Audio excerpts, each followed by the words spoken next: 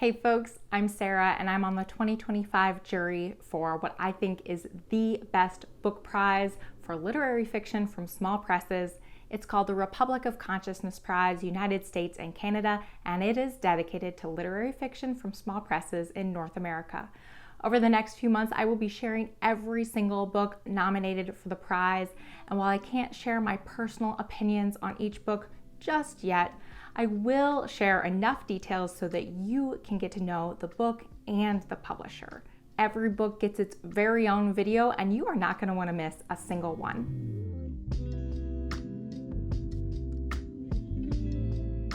Next up is book number 40, Bitter Creek by Teow Lim Goh, published by Torrey House Press. This is a novel in verse, and it follows a cast of characters, alternating voices, in the decades that led up to the 1885 Rock Springs Massacre in Wyoming. The poems tell the stories of Chinese immigrants who had, in the years leading up to the massacre, had worked building railroads in the American West. And when white coal miners began to strike in Wyoming for better pay and better working conditions, these Chinese immigrants, these men who had worked on the railroads, were brought in as strike breakers to work in the mines. This situation led to increasing resentment, prejudice, and bouts of violence, eventually leading to the white coal miners brutally lashing out against the Chinese workers, killing at least 28 members of the Chinese community, setting fire to their homes and businesses, and pushing them out of the community and into the mountains at gunpoint. The author used years of extensive research to craft these poems, which range in form. There are letters from one man back to his wife, who is living in China with their children and his parents. There are poems from the perspective of a Chinese sex worker who would have been one of the only women living in the community.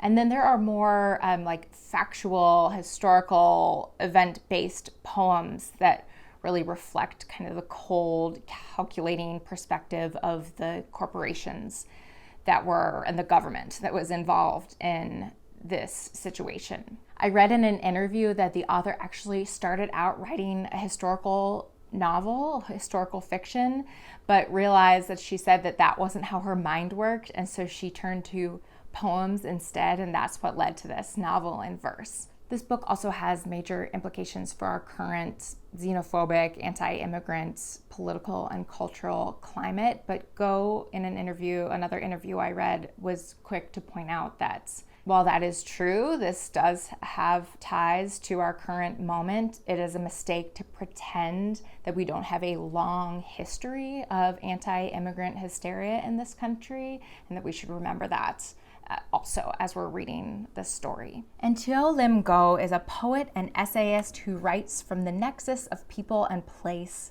One of her ongoing projects is to recover the history of Chinese immigrants in the American West, and she's the author of two other poetry collections, one called Islanders and another called Faraway Places. And she has an essay collection also that was a finalist for the 2023 Colorado Book Awards in creative nonfiction. Torrey House Press publishes books at the intersection of the literary arts and environmental advocacy. Their authors explore the diversity of human experiences and relationships with place, and their books create conversations about issues that concern the American West, landscape, literature, and the future of our ever-changing planet, inspiring action toward a more just world. And they also say, we believe that lively contemporary literature is at the cutting edge of social change. We seek to inform, expand, and reshape the dialogue on environmental justice and stewardship for the natural world by elevating literary excellence from diverse voices. I have not read too many novels in verse, and the main one that comes to mind for me is Autobiography of Red by Anne Carson, which is a recreation of an ancient Greek myth turned into a kind of present-day coming-of-age story, and it's phenomenal if you haven't read it.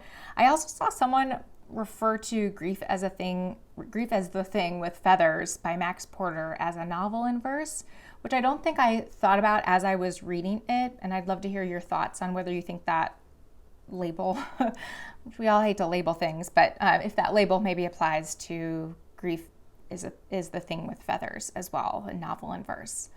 And it got me thinking a lot about why a writer might choose a novel in verse over a more traditional novel form. What, especially if, like in this instance, the author started out writing a historical novel and then switched to more of a novel in verse. And I'm wondering if you have thoughts on that as well. And a few things came to mind for me.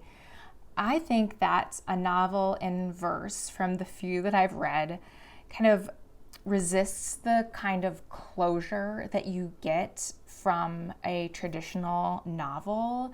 So in a traditional novel, you usually, even if it isn't like a plot heavy novel, usually there's some kind of closure or resolution at the end. But here, it doesn't feel like there needs to be a resolution, or certainly not a plot, but not even like a resolution at the end.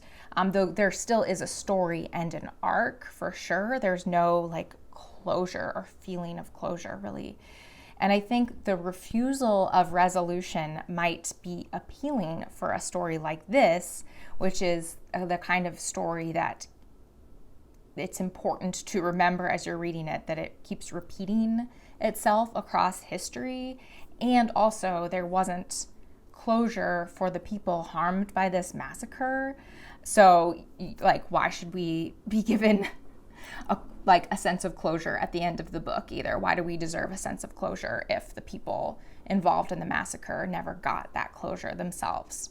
Also, there's something about the white space that you get with poetry that I think is important also in this instance, or pages that are sparsely populated, pages that have fewer words than most novels, most traditional novels. And for me, that sparsely populated page evokes silence, and it evokes a sense of space, which I think it feels almost like respect, like a respectful space for the experiences of people who can't speak for themselves, but who are being represented on the pages. So those are just a few thoughts that came to mind, but I'd love to hear your thoughts as well on novels in verse. Have you read any? Let me know in the comments your examples, and this is my example for you. And that's just one of many incredible books nominated by one of many incredible publishers. The long list of 10 books is usually announced in mid-January-ish, but I guarantee you there are going to be more than 10 amazing books from these nominees. So if you love offbeat, under-the-radar literary fiction, you are going to want to follow along. Click above or below for the next nominated book. If I've filmed it, it'll be available there. If not, stay tuned for just a little while longer. And in the meantime, you can click the playlist below that will contain all of the nominated books that I've shared so far. Again, my name is Sarah. Thank you so much for joining me here. I'll talk to you next time. Bye.